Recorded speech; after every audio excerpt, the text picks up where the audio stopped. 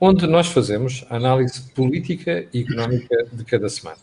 E os protagonistas dessa análise são o Joaquim Aguiar e o Jorge Marrão. O que é que temos para si hoje? Olha, é um assunto que consubstancia algumas preocupações que o Jorge Marrão vem falando e o Joaquim Aguiar também nos últimos tempos. E resume-se a isto. A falta de visão estratégica para o país, quem a deveria conduzir e por que não existe. Continuando. Por que razão os espaços alternativos à extrema-esquerda e à extrema-direita estão a extremar? E, para terminar, qual a origem da mansidão, entre aspas, portuguesa perante os seus problemas? Olha, eu confesso que não tinha lido a última parte, mas esta última parte da mansidão é o tema do meu artigo para o Jornal de Negócios da Manhã. Antes de ir ao Joaquim, como sempre faz o mestre de cerimónias a abrir a análise semanal, vou só recordar que a Cor do Dinheiro tem uma parceria com a Prozis e, portanto, que só me responsabiliza a mim e que este programa, o Think Tank, tem ainda ajuda à produção do grupo Sendis Alidata, que faz software de gestão de empresa. Joaquim, que problema é este? Esta falta de visão estratégica? Quem devia conduzir o país não conduz? E porquê é que estes espaços alternativos estão a extremar? Camilo, a visão estratégica pode resultar dos problemas que é preciso resolver ou pode resultar dos concorrentes que é preciso ou derrotar ou convencer a aliarem-se. Na perspectiva dos problemas, nós estamos numa fase de indefinição.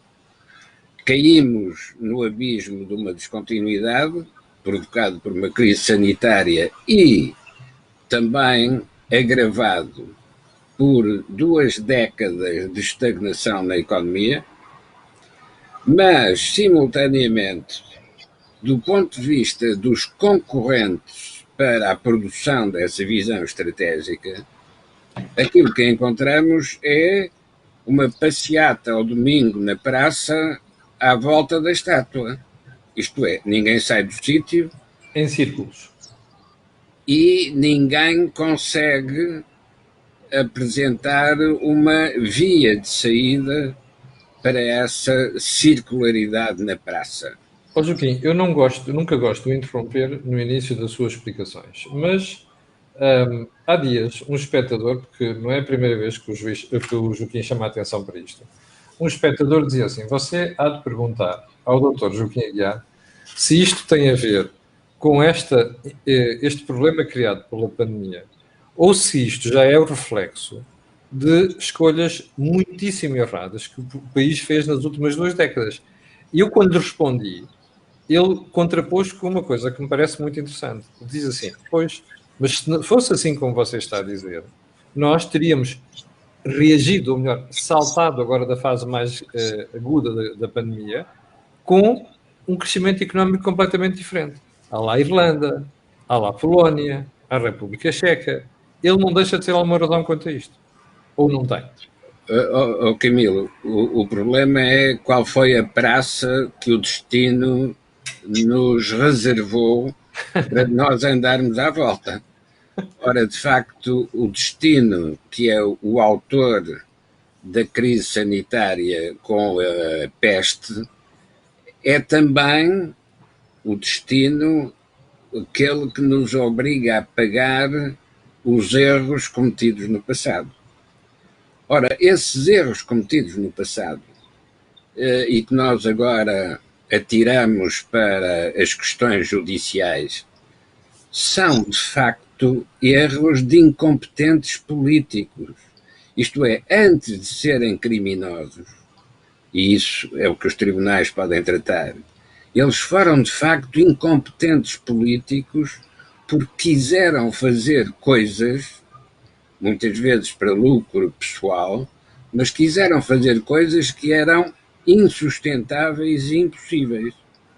Ora, são esses erros políticos que explicam as 2 décadas de estagnação e que têm agora uma ilustração imediata que é a catástrofe da TAP. mais do pessoal de terra da TAP, que agora se chama Ground Force. Ora, essa ilustração devia-nos alertar para todos os outros casos que aconteceram durante estas 2 décadas e que ficaram sem explicação convincente. Isso significa que as tais famílias que andam à volta na praça, em torno da estátua, e não conseguem sair do sítio, são constituídas por todos esses incompetentes políticos que provocaram essas séries de erros. Quando se pretende que, perante uma crise nova, se vá perguntar a esses incompetentes políticos como é que se sai daí, é evidente que a resposta que vamos ter é continuar na praça à volta da estátua.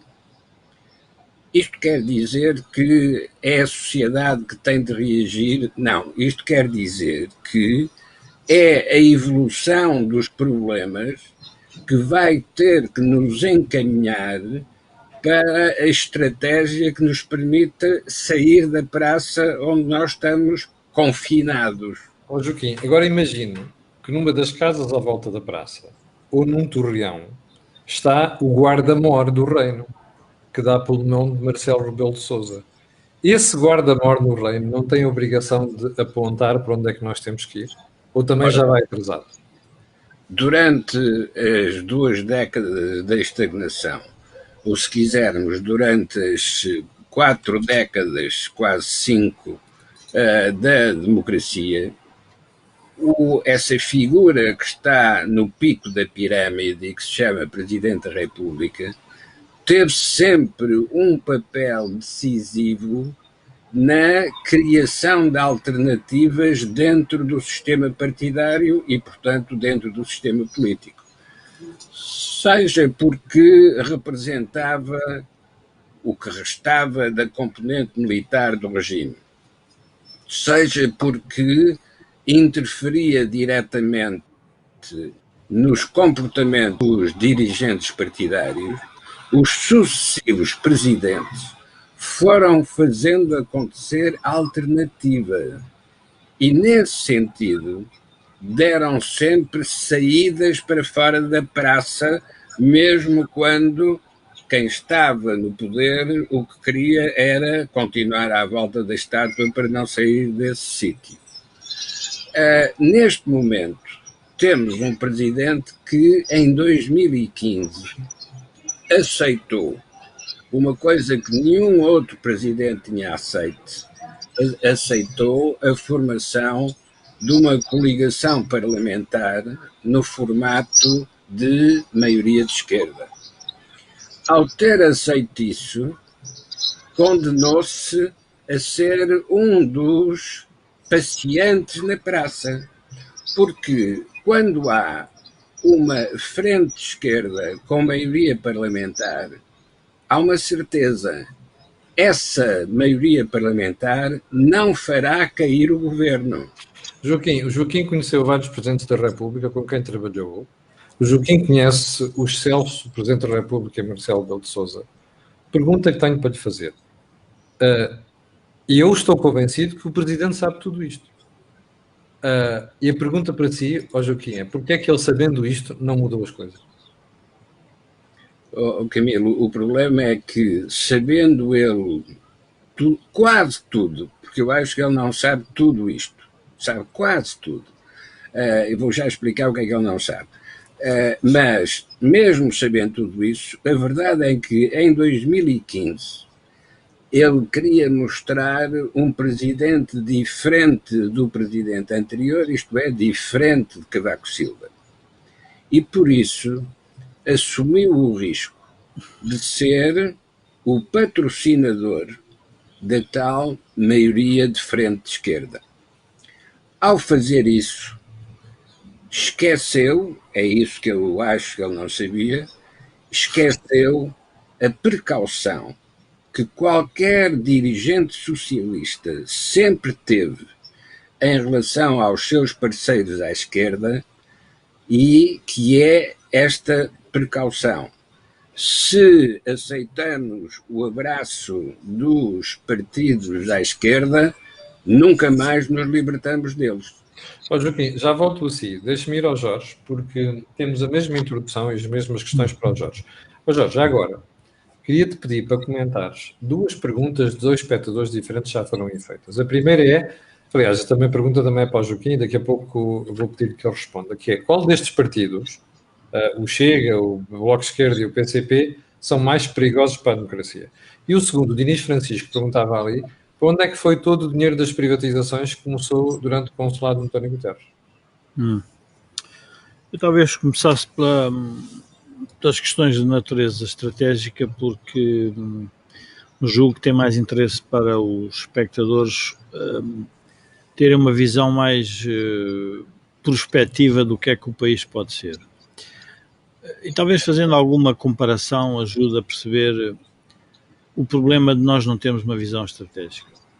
Quando Portugal decide ir para os descobrimentos, no fundo o que faz é aquilo que o historiador Oliveira Martins dizia, que a terra em que vivemos é pequena e a gente que nela habita também não é muito grande.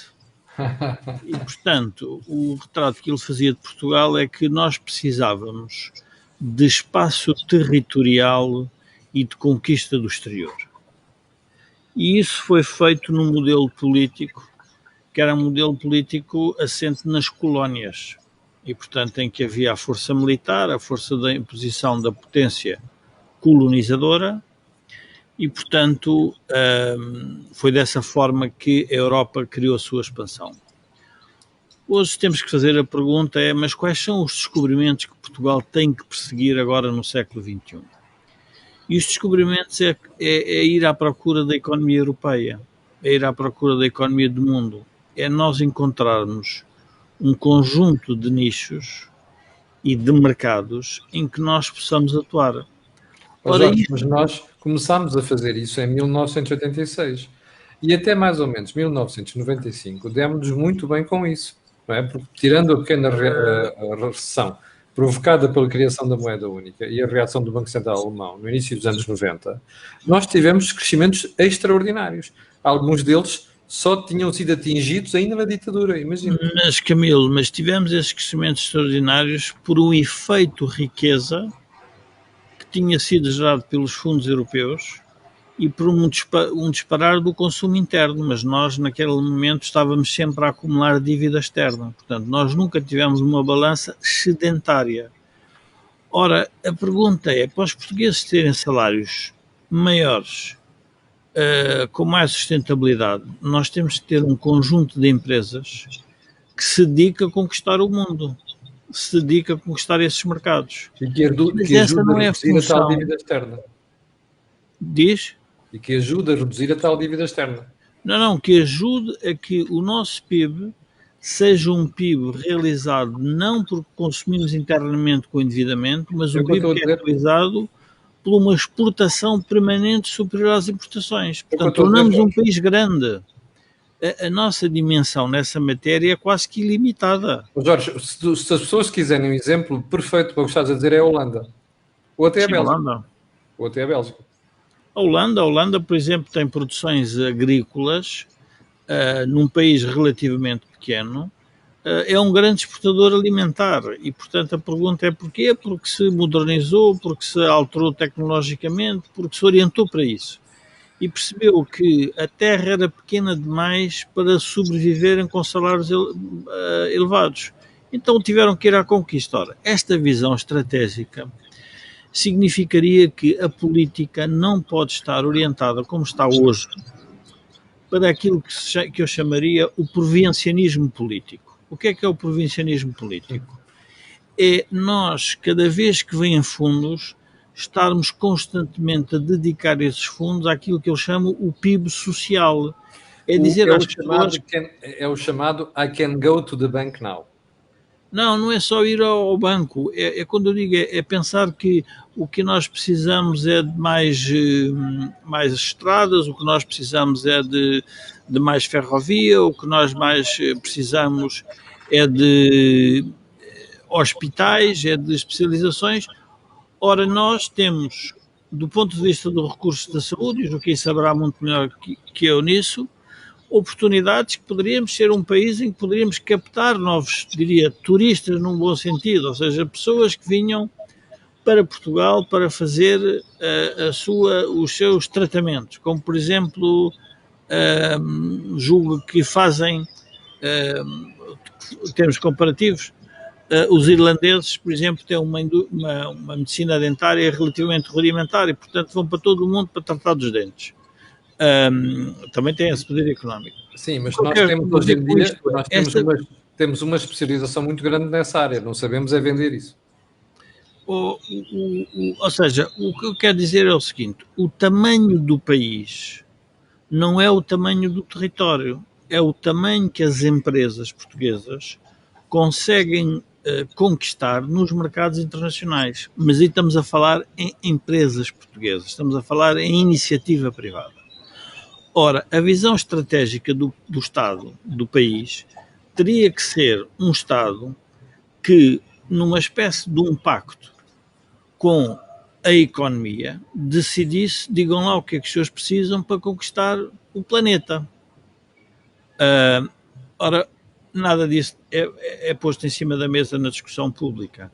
O que nós estamos a fazer é atrair algum investimento externo para fixar salários, o que é obviamente bom e para diminuir o desemprego, mas esse investimento externo continua a ter o mesmo problema, que é um investimento cujas competências ainda pertencem ao exterior. Portanto, do ponto de vista de balança, pode equilibrar, mas nós ficamos na mesma com uma certa dependência com o exterior. Ora, esta visão estratégica do país, ela se ela é necessária numa empresa, é também necessária para o próprio país. Ora, a classe política, por razões, e aí podemos entrar na política e nas questões do regime, o que é que tem sido feito, esta classe política tem-se dedicado basicamente à conquista dos eleitorados com promessas sobre a melhoria da sua qualidade de vida, assente basicamente em dívida pública e também em dívida privada. E, portanto, isto não é fazer crescer o país, isto é manter o país no estado atual em que ele tem, e diria que é mísero, quando olhamos para os números num período muito longo. Jorge, queres comentar já agora aquelas duas perguntas dos espectadores? A primeira, não, vamos lá ver, nenhum partido desses é ameaçado de democracia no sentido em que pode, diria, derrubar o Parlamento ou ocupar o Parlamento. Nenhum deles o é. O que eles podem ser é entraves a um conjunto de reformas ou a reorientações políticas extremadas que pouco podem interessar àquilo que nós estamos a precisar. A nossa leitura no think tank é um bocadinho diferente. Temos vindo feito ao longo do tempo, que é o país precisa de uma leitura política que permita que Portugal conquiste e se integre mais com a Europa. E isso é o segredo, ou deveria ser o segredo, relacionado, por exemplo, com a gestão dos fundos europeus. Não, de repente nós estamos a dizer, nós vamos ter uma ferrovia fantástica. E a pergunta é, mas a ferrovia para quê? Para que empresas que ainda não temos possam utilizar esses comboios ou para as pessoas? E é nestas dicotomias e nestas, diria, inconsistências ao longo do tempo que o país tem vacilado. Reparem, por exemplo, numa coisa muito simples. Nós, quando olhamos para o turismo, verificamos que o turismo representa uma parte significativa do nosso PIB. Houve um momento em que as forças à esquerda quiseram dizer que tínhamos turistas a mais e que tínhamos de ter um turismo sustentável. Agora não os temos. Não temos o PIB e temos um debate, eu diria, insano, relativamente à gestão da infraestrutura que suporta o turismo, que é a gestão dos aeroportos, a construção do novo aeroporto e as próprias companhias aéreas. Ora, isto não faz sentido nenhum, porque se eu mesmo que queira criar turismo sustentável, atrair turistas mais ricos, atrair outro tipo de turistas, tenho que fazer uma reorientação que sirva aos interesses das empresas que estão a fazer essa função económica, mas que ao mesmo tempo é uma função social. Não é essa a discussão. A discussão é uma discussão ideológica, que é saber se a empresa deve ser pública, se é privada, e se é pública, quais são as suas responsabilidades. E, portanto, tudo isto é um debate, diria, circular. O Joaquim tem razão quando diz que Portugal entrou na época das rotundas. Nós tivemos o fontismo, tivemos o Duarte Pacheco e agora temos as rotundas. Agora a rotunda, em vez de ser uma rotunda física à entrada de todas as aldeias e cidades de Portugal, esta rotunda está no Parlamento. Aliás, o Parlamento, em vez de ser um semicírculo, podia ser uma rotunda, porque é um bocado indiferente quem é que é da esquerda e da direita, porque olham uns para o lado, uns para os outros, e aquilo não está a gerar nada. E, portanto, este debate é um debate para nós que deveria ser um debate central. Nós vimos o Plano Costa e Silva. O que é que aconteceu ao Plano Costa e Silva?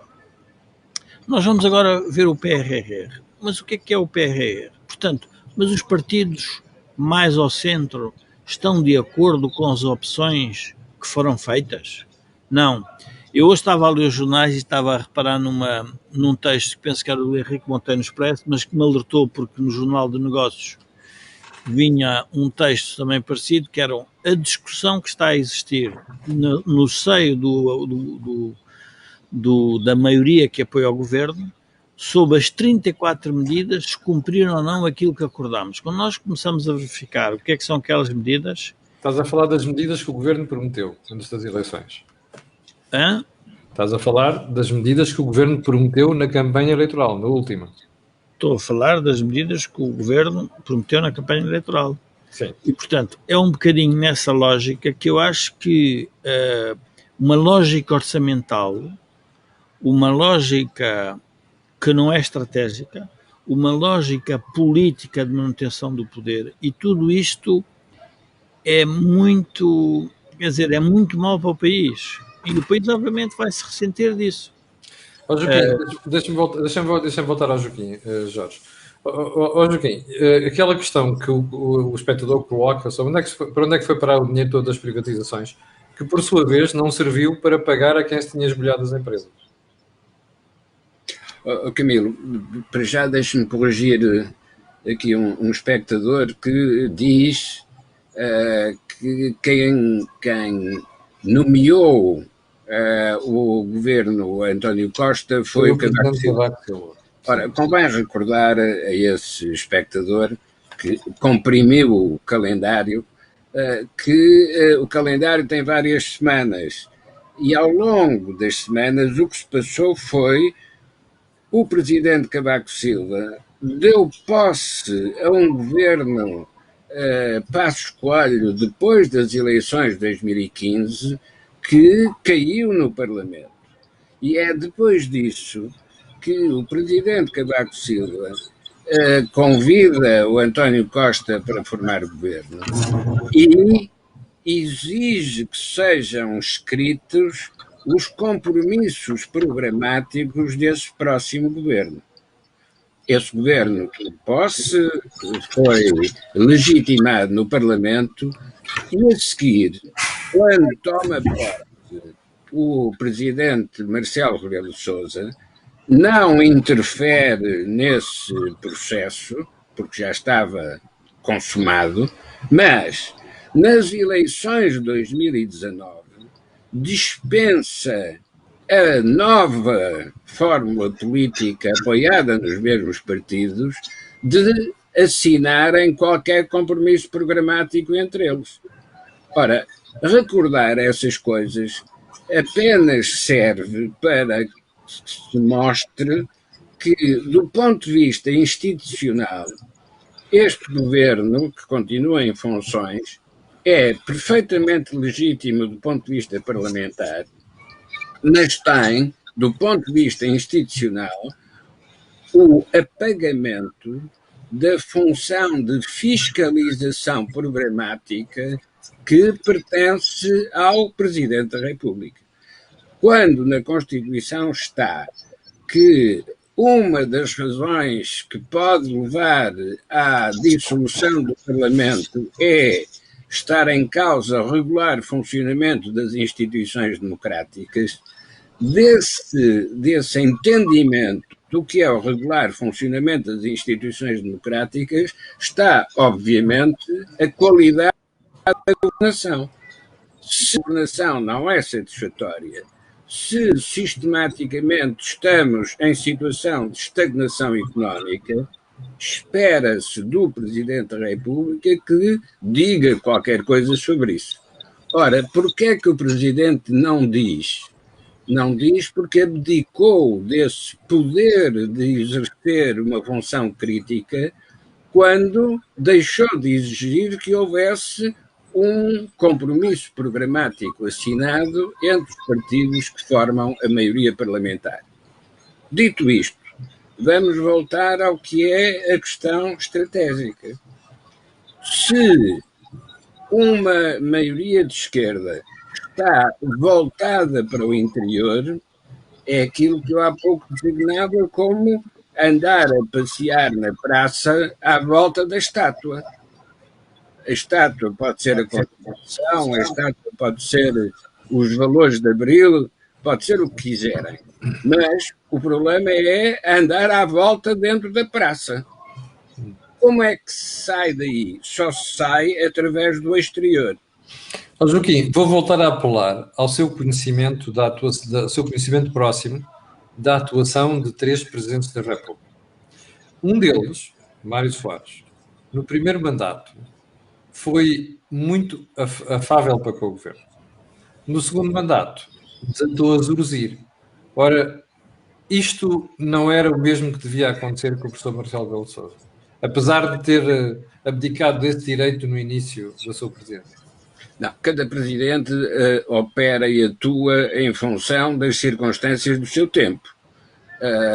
Uma das regras, um dos critérios da qualidade da função presidencial é, no primeiro mandato, tem de tratar da reeleição para o segundo mandato. E, depois de reeleito no segundo mandato, tem uma outra obrigação. É chegar ao fim desse seu segundo e último mandato e estar em condições de poder influenciar a escolha do seu sucessor. Porque isso é que define a capacidade efetiva de um dirigente político. Tratou do seu tempo de responsabilidade, mas lança o olhar para depois da sua responsabilidade. Ora, o que nós podemos dizer, quer no caso do general Ramalhianes, quer no caso do Dr. Mário Soares, é que esta última etapa da qualidade política não foi vencida. Nem o general Yanes conseguiu influenciar a escolha do seu sucessor, nem o Dr. Mário Soares conseguiu influenciar a escolha do seu sucessor. Basta dizer que o sucessor de Ramalhianes foi Mário Soares e o sucessor de Mário Soares foi Cavaco Silva. Nenhum deles quereria seguramente este resultado. Mas porquê é que falharam nessa fase final? Em grande razão, ou em grande medida, pela mesma razão que provoca a estagnação económica. Porque não tiveram a coragem para abrir para o exterior a zona de expansão da economia e da sociedade portuguesa. Joaquim, deixa-me mudar um bocadinho a agulha disto. Nós temos aqui na proposta da agenda de hoje 2 partes. A segunda parte fala em mansidão. Eu queria falar sobre um tema do professor Marcelo, mas quando não sei se vai... Já vamos, Jorge. Deixa-me introduzir a questão da mansidão para o Joaquim. Esta questão da mansidão, para mim, é um enigma. Aliás, há bocado, quando dizia que o artigo do Jornal de Negócios da Manhã é sobre isto, é porque é esta interrogação. Repare uma coisa. Nós vemos as sondagens a dar um deslize ligeiro do governo. Vemos o Primeiro-Ministro em perda acelerada de popularidade, vemos o Presidente da República em perda acelerada de popularidade. Mas, no entanto, continuamos a ver o PSD a 12 pontos do Partido Socialista. Bem, porquê que esta mansidão dos eleitores, sabendo que nas últimas semanas, para só ficarmos nas últimas semanas, nós assistimos a tantos casos que põem em causa a ética republicana E põe até em causa a seriedade e a credibilidade do governo. Basta citar os últimos dois. O despejo de culpas do ministro Mato Fernandes sobre o seu motorista e também o facto de Eduardo Cabrita ter ido debitar sobre o relatório dos festejos do Sporting, atirando as culpas para cima dos outros, quando a gente já sabe que a culpa é dele. A pergunta é esta, Joaquim. Como é que, apesar destes casos todos, nós continuamos a ter uma esmagadora maioria dos portugueses que dá o voto ao Partido Socialista? Primeira pergunta. A gente desculpa tudo a António Costa? Bom. Segunda pergunta. Os portugueses só realmente se mexem quando descortam salários, subsídios e prestações sociais? O que é isto o que é esta paragem e este nó górdio que nós temos no sistema? Camilo, como se está a falar de mansos e bravos, ocorreu uma ideia de que todos os toureiros têm medo dos touros mansos, porque são os que marram da forma mais inesperada e mais imprevisível. Mas também todos os toureiros têm a ajuda de uns capinhas. Os capinhas são aqueles que distraem o touro quando alguma coisa está a correr mal ao toureiro. Ora, uma das virtudes táticas do atual primeiro-ministro é serviço dos capinhas. Os capinhas são aqueles que distraem a atenção do touro. Mas a política não é uma praça de touros, nem uma organização de toureiros com capa e capinhas para ajudar nas situações difíceis. A política é uma avaliação de alternativas. E o que acontece para tornar o eleitorado manso é quando as alternativas não se afirmam com suficiente nitidez. E porquê é que não se afirmam com suficiente nitidez? Porque cada partido é o seu dirigente, mais o seu aparelho, mais as suas ramificações locais, regionais. E isso significa que para um dirigente conseguir capturar eleitorado, precisa, antes de chegar aos eleitores, dominar o seu próprio aparelho partidário. O que acontece na atual fragilidade dos partidos de alternativa é que falam muito, mas não conseguem mobilizar nada. Portanto, são operadores de debates televisivos, mas não conseguem mobilizar os eleitores. Então isso quer dizer que estamos tramados, Joaquim? Pois, mas isso é o problema do condenado à rotunda, ou condenado aos passeios ao domingo na praça. Anda à volta, mas não acontece nada. Agora, o que é que vai... Porque não acontece nada aqui dentro, mas acontecem muitas coisas do lado de fora. Claro. Isso é o que significa a evolução da realidade efetiva das coisas. Do lado de fora, as crises na União Europeia, as crises na estruturação da ordem mundial, as dificuldades da sociedade americana, que está paralisada porque está dividida em duas partes iguais. Não pode aspirar a ser o líder das sociedades ocidentais perante a ameaça da expansão oriental, designadamente da expansão chinesa. E, portanto, vão acontecer muitas perturbações imediatamente a seguir à normalização da crise sanitária, porque vai-se descobrir nessa altura o que é que foi a pirâmide de dívida que foi constituída na economia mundial e vai ter de se decidir como é que se resolve essa inundação. Deixa-me só ir aos Jorge. Espera, Camilo, deixa-me terminar. Nessa altura, países como Portugal não vão ter nenhuma margem de liberdade para escolher seja o que for.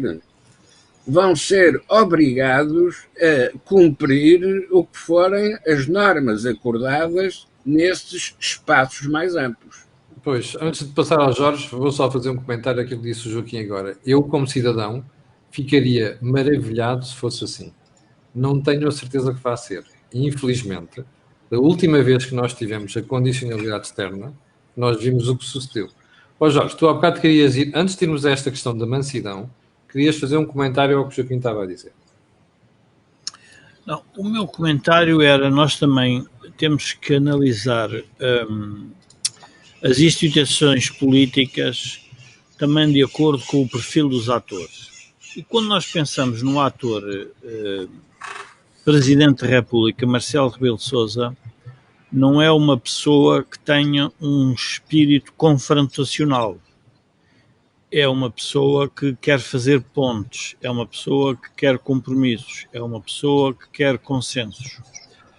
Ora, o que acontece, e isto é não é o karma da sociedade portuguesa, é que para este momento, eu diria, a estrutura psicológica do próprio Presidente da República, não sei se é a mais certa ou a melhor. Porquê? Porque ele, como disse agora numa entrevista, basicamente não quer que os balões encham para que não rebentem quando a bolha já é grande. Quer rebentar os balões à nascença. E isso faz com que a sociedade também tenha dificuldade em perceber qual é o problema. Porque com um rebentamento, nós percebemos que o problema é bem maior. Ora, ele não deixa que isso aconteça. E, portanto, está a fazer uma gestão mediática no sentido da estabilidade do regime, quando o regime tem que ser, eu diria, acicatado. Porque, e aqui temos que ser, e não é demagogia política nem nada, mas o povo tem sabedoria. Ou seja, as pessoas, a pergunta que fazem é: vou mudar para quê e o que é que vou resolver? É porque a palavra da alternativa não está a passar. E, portanto, a responsabilidade aí é, obviamente, da classe política, é do povo e é dos atores. Mas todos em conjunto temos uma responsabilidade. Agora, o povo nessa matéria é sabedor, porque o que vê diz, faz a pergunta: mas então quais são as alternativas que os senhores nos querem oferecer? Ou seja, o que tu estás a dizer é: o povo olha para a oposição, ouve o que a oposição diz e não está convencido dessa proposta. Não, mas o povo não compreendeu, por exemplo, ainda a mensagem, que parecia uma mensagem útil ao país, que é feita pelo Dr. Rio desde que assumiu a presidência do PSD, que é: eu estou disponível para vocês fazerem as reformas que os senhores quiserem. Ora, quem tem que fazer reformas é o PS e o PS não quer fazer as reformas. Jorge, portanto, mas por isso mesmo, eu já agora vou-te contar pela segunda vez o que já contei hoje de manhã. Na semana passada, no almoço, eu coloquei essa questão ao Dr. Rui Rio, que é: então, mas porquê insistir numa política que se dá sempre a mão ao outro lado, quando já se percebeu que o outro lado não as quer fazer? Pergunta: não era melhor ter uma alternativa com um programa próprio que não conta com aqueles, nomeadamente para a revisão constitucional, que eu acho que não faz falta nenhuma neste momento, pessoalmente acho que não faz falta nenhuma, e essa proposta tinha que dizer aos eleitores assim: eu não quero depender daquele para fazer acordos. Eu tenho um projeto claro que aponta para, ao fim de 5 anos, eu recouber 4 ou 5 lugares na escala de rendimento europeu, e é isso que eu estou a prometer a si. Portanto, isto é completamente diferente do PS. E eu, para fazer isto, não preciso do Partido Socialista. Porquê é que nós não temos uma oposição capaz de passar esta mensagem clara? E temos, como aquilo que eu disse ao Dr. Rui Rio, uma metáfora, porque é que o PSD anda há 3 anos aos beijinhos com o Partido Socialista, quando o Partido Socialista então não quer beijar ao PC? Então vamos a um outro tema ou vamos a uma dimensão que pode interessar para esta nossa conversa. As capacidades de liderança não são os líderes seguirem o povo, são darem caminhos e que o povo acredite que aquele é o sentido que o país deve ter. Ora, o que é que acontece? Quando o partido principal da oposição, o Dr. Rio, se predispõe, e bem, a dizer: eu estou disponível para um conjunto de reformas que são úteis para o país, o PS, o facto de estar amarrados à extrema-esquerda, vai cansar o Dr. Rui Rio. O Dr. Rio vai perceber que vai se tornar inútil para o país, porque se o PS não quer fazer reformas e ele diz que está ali para fazer, então não tem utilidade nessa função. Portanto, vai cansar Sim, nós como somos analistas, temos a obrigação de fazer esta pergunta. Isto já não devia ter sido apreendido pelo Dr. Rui Rio? Não é demasiado tarde agora? Não, o Dr. Rio provavelmente já apreendeu. Mas também ele tem uma outra, e é importante, por isso é que eu digo que é importante nós percebermos as pessoas e os seus trajetos. Ele tem uma ideia de consistência política e do papel que é o líder da oposição, que é um papel de natureza construtiva e não um papel de natureza destrutiva e conflituante.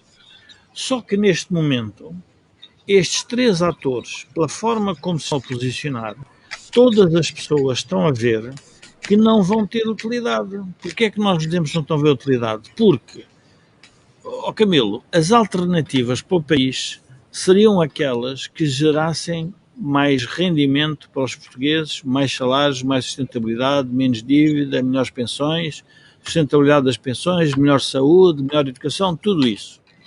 A pergunta é, mas nós estamos a assistir a alguma coisa dessas nos últimos 20 anos? Não.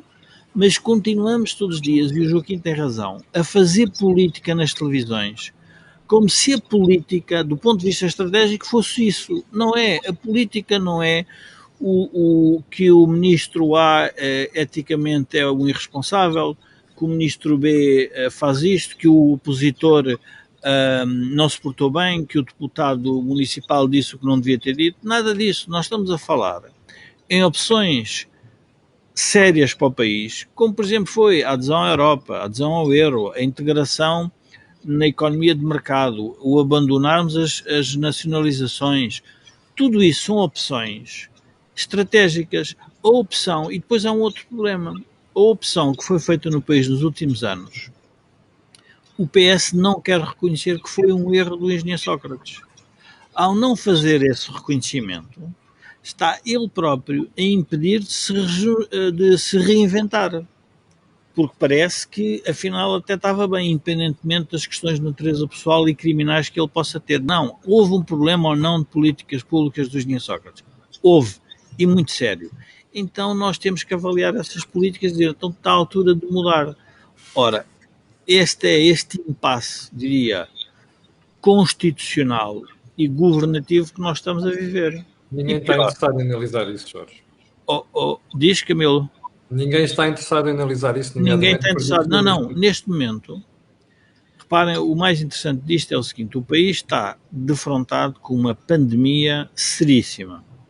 Defrontado com uma potencial crise económica seríssima.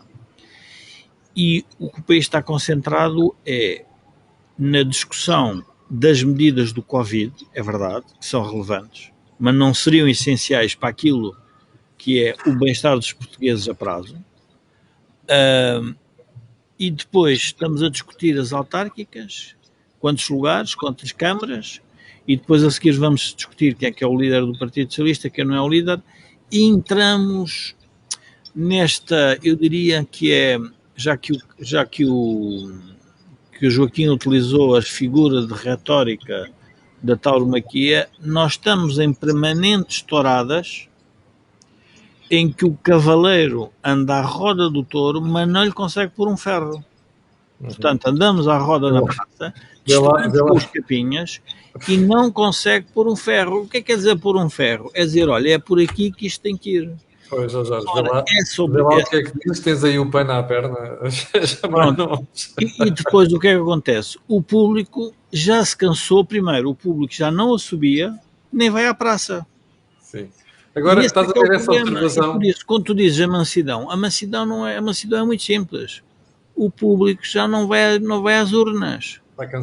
Está cansado e, portanto, diz, o que é que eu vou lá fazer se aquela tourada não tem interesse nenhum? Mas estás a ver aqui a explicação de Micas Tavares, que me parece muito interessante. O grande problema é que a maioria que vai votar são reformados que acham que as suas reformas estão seguras. Falo com várias pessoas que me dizem que estão bem assim. Estás a ver? Mas, isto é o contentamento geral do país. Mas um dos problemas, uma da visão estratégica que o país tem que ter é como é que vai resolver a sustentabilidade das suas reformas. Uhum. Mas isso obrigaria a discutir um modelo económico.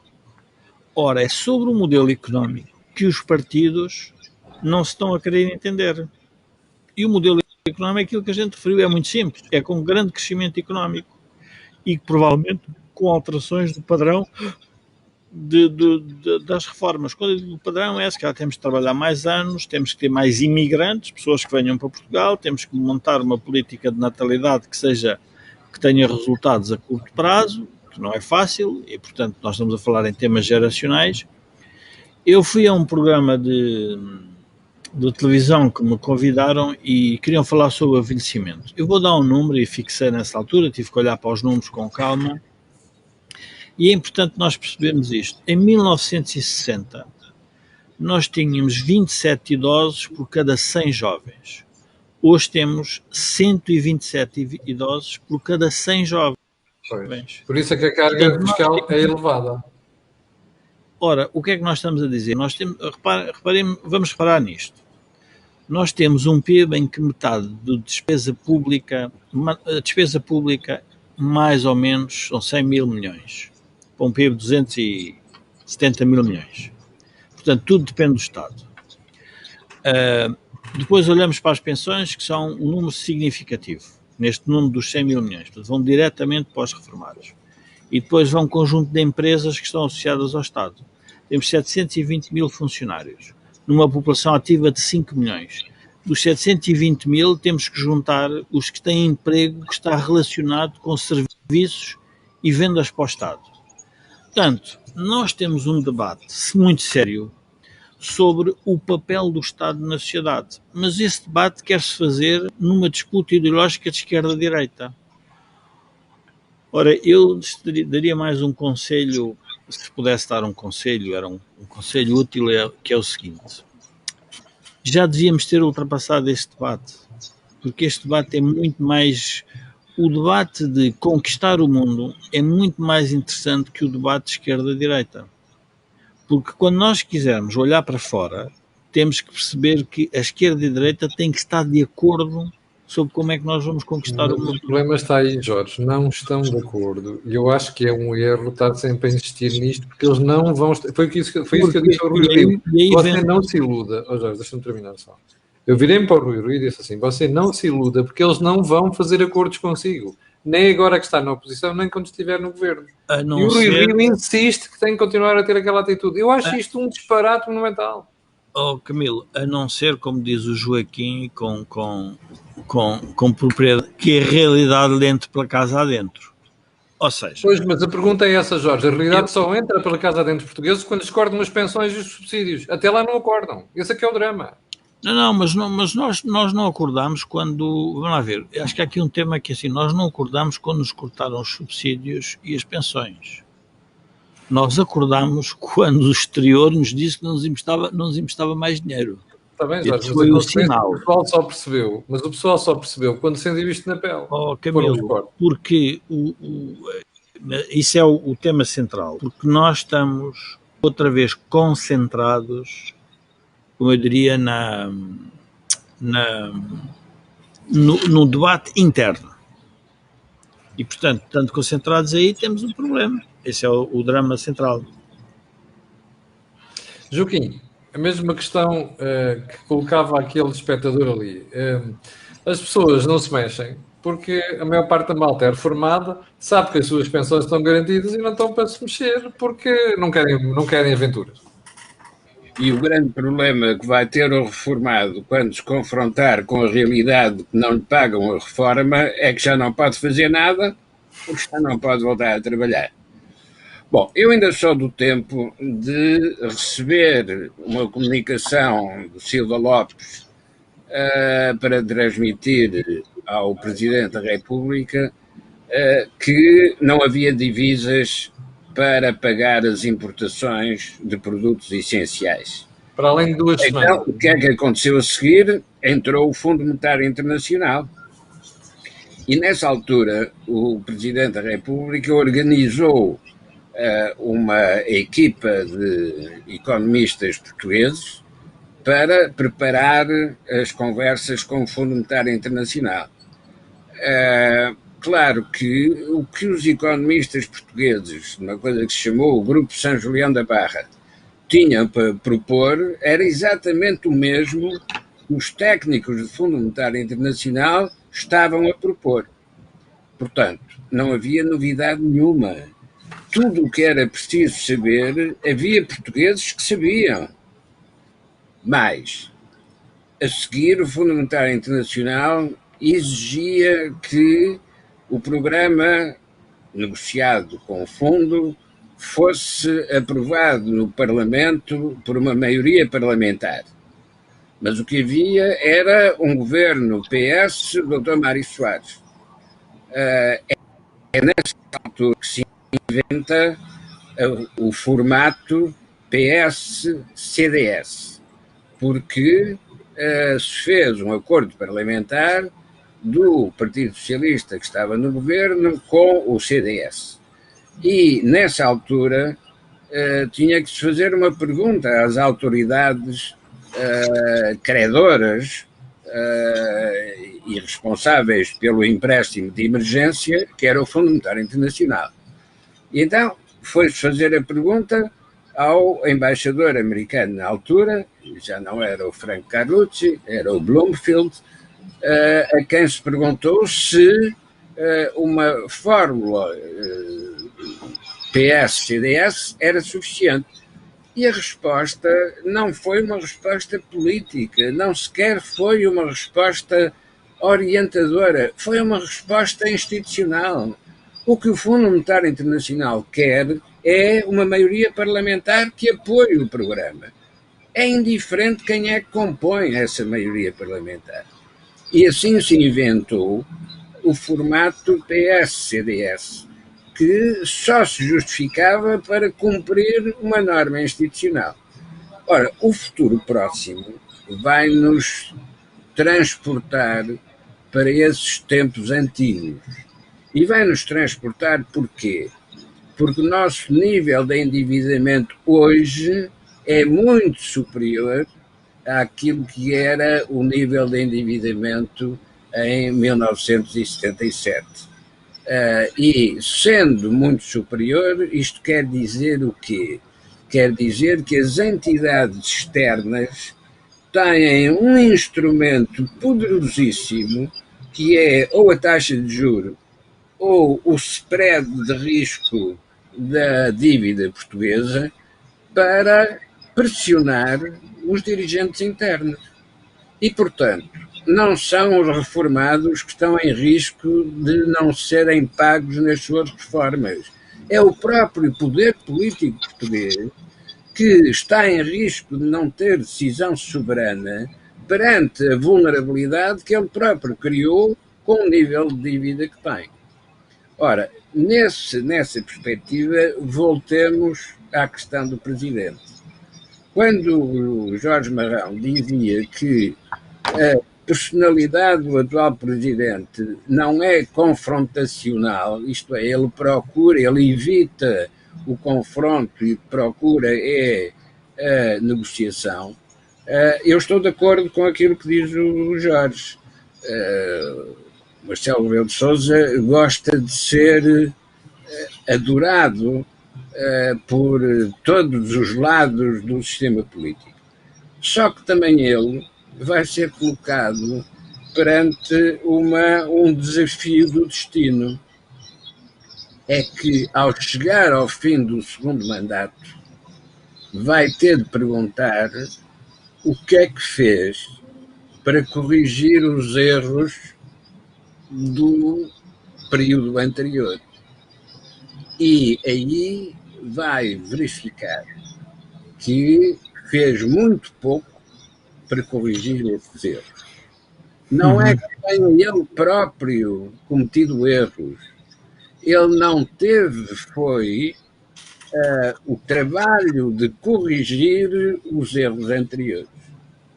Quando se diz que ninguém quer discutir agora o que é que foram as ilegalidades cometidas por governos no passado. Não, o problema não é discutir as ilegalidades ou levá-las a tribunal. O problema é fazer a interpretação do que é que esses erros produziram na evolução da economia e da sociedade portuguesa. Exatamente. Jorge, para o final, vou-te pedir para comentares essa pergunta que o Luís M. Batista acabou de colocar. O que acontecerá quando os juros voltarem a 4 ou 5% com uma dívida pública de 280 mil milhões de euros? Bom, não acontecerá nada de bom para o país, porque eu vou dizer ao pública antes de mais que é difícil de um momento para o outro chegarmos aos 4 ou 5%, até porque o BCE tem hoje uma intervenção que não tinha na altura. Mas mesmo assim a pergunta dele faz sentido. A pergunta faz sentido e no fundo, a pergunta tem muita legitimidade, porque se nós pensarmos num período de 20, 30 anos, as taxas de juro têm oscilações sempre, só não sabemos quando, mas vão ter. E, portanto, nessa altura nós vamos ter uma pressão orçamental e uma pressão sobre as famílias brutal, porque nós, em vez de nos dedicarmos à diminuição da dívida, porque isso é... Vamos ver, quando nós dizemos o seguinte, que é a grande política orçamental é aquela que permite ter uma margem orçamental nos momentos em que o país precisa da ajuda do Estado, ou seja, precisa de déficits, ou nos momentos em que não precisa dessa ajuda do Estado. Ora, o país com uma dívida contém de 140% já não tem folga para ajudar a economia. E, portanto, quando os juros subirem, significa que nós vamos ter que cortar em algum lado na despesa pública. E aí, o cortar na despesa pública, nós já sabemos o que é que vai acontecer. Os grandes volumes são nas prestações sociais, são na zona dos reformados, obviamente também são nos funcionários públicos, mas também depois vai logo aparecer um outro problema, que é os investimentos públicos que seriam necessários para a economia crescer também vão deixar de ser feitos. Aliás, este PRR é interessante ver, é um aproveitamento dos fundos europeus para fazer os investimentos que estavam programados há vários anos e que não se conseguiram fazer. E, portanto, foi uma maneira de nós ultrapassarmos as limitações. Eu diria que a maior... eu espero que não cheguem a esses valores, porque isso para nós seria dramático, e diria que nós nessa altura já nem precisaríamos de intervenção externa, porque julgo que esta geração que passou por uma intervenção externa sabe exatamente o que é que tem que fazer para recuperar a credibilidade dos mercados. Aliás, há dois temas que eu gostava aqui de referir para nós não perdermos de vista o papel do Presidente da República, que eu acho fundamental. Quando o Presidente da República fala no regular funcionamento das instituições ou na estabilidade, ele na prática está a querer manter uma certa relação com o exterior em que, como dizia o Joaquim, qualquer coligação para mim serve desde que cumpra. E neste caso foi o que aconteceu com o governo à esquerda. As cativações serviram para cumprir aquilo que tinha sido acordado com o plano para Bruxelas. O problema é que as reformas que o país precisa de fazer ultrapassam as questões das finanças públicas. E essas é que a esquerda não está a permitir fazer com que aconteçam. E, portanto, essa é a grande, diria que é o grande obstáculo, se quisermos, a uma reforma do próprio país e, no fundo, aquela ideia que tínhamos aqui a referir é que o Dr. Rio fica a pregar no deserto, porque diz que está preparado para reformas, mas ninguém lhe apresenta reformas. Não tem utilidade. Bom, vamos fechar a sessão desta semana. Nós voltaremos a ver na próxima terça-feira. Queremos pedir a quem está a ver, que são 1.500 pessoas que estão em direto neste momento, que faça duas coisas. Em primeiro lugar, que comente, faça sugestões, porque isto mostra o empenhamento que o auditório manifesta em relação às questões que nós debatemos aqui semanalmente. E também quero pedir às pessoas que estão a ver e outras que vão ver, que eu peço sempre, que é colocarem um gosto, fazer partilha nas redes sociais, porque é a única forma de espalhar esta palavra. Até por outra razão. Como você sabe, aquilo que houve aqui não houve em mais sítio nenhum. Bom, antes de fechar, quero lembrar que o canal tem uma parceria com a Prozis e que este programa, em concreto, tem ainda ajuda à produção do grupo Sendis Alidata, que faz software de gestão de empresas. Joaquim e Jorge, muito obrigado pela vossa contribuição e até daqui a uma semana. Obrigado.